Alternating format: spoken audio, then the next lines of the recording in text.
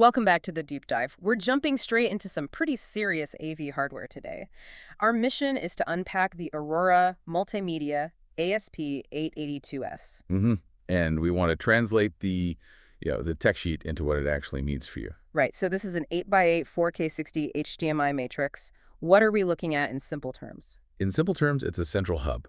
It takes up to 8 different sources, the Blu-ray players, game consoles, PCs, and sends them to 8 different displays all at the same time. Okay, and let's get this out of the way. The price is $3,398, so this is not a casual piece of kit. No, not at all.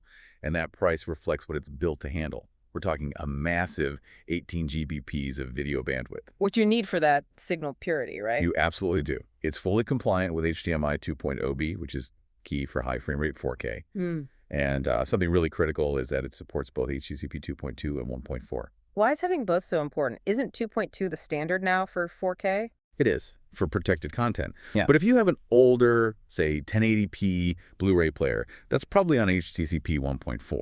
This matrix won't fail the whole system just because one device is older. Yeah. It's smart about it. Okay, that's a big deal. Let's talk visuals.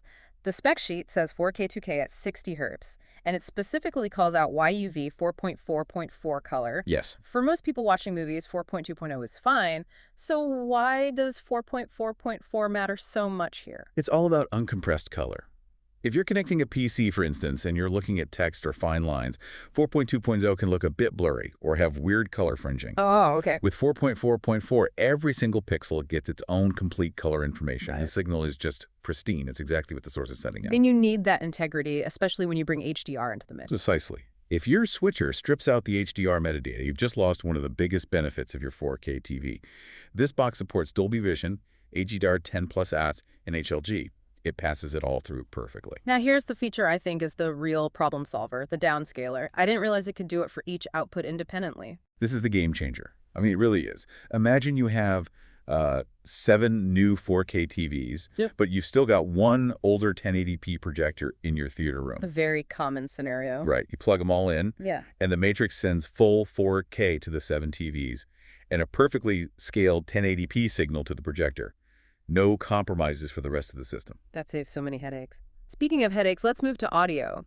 This thing seems just as versatile as sound. It is. You can pull the audio out or de-embed it from any of the HDMI signals. And send it where? To analog LR outputs, for a simple stereo zone, or to a digital coaxial output for a receiver. And that's for all 8 ports. What about ARC, the audio return channel? Say, I'm using the Netflix app on my smart TV, and I need that audio to go back to my main amplifier. It handles that too. ARC works through those coaxial outputs so you can get the audio from the display back to your central system. It's a key feature for clean setups. And for just passing audio through, it handles up to 7.1 HD audio. LPCM, Dolby True HD, DTS HD, master audio. It doesn't touch the signal, just routes it.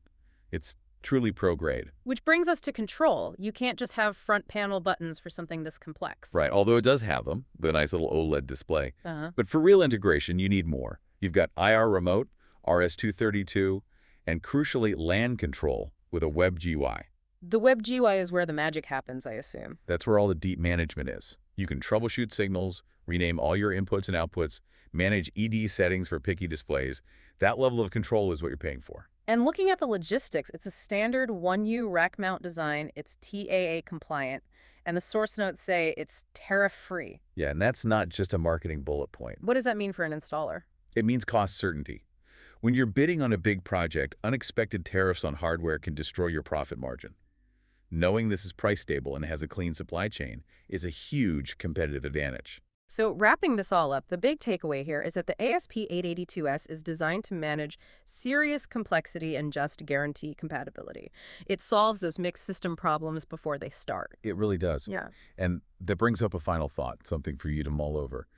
We've talked about that massive 18 GBP signal, which is amazing for 4K 60 with 4.4.4 color.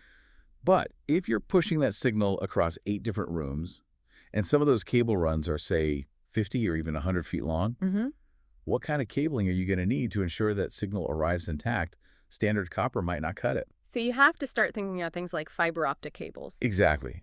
Optical cables versus high-speed copper. That's the next layer of complexity to solve when dealing with this much data over that much distance. A fantastic question to leave us with. That's all the time we have. Thanks for joining us for the deep dive.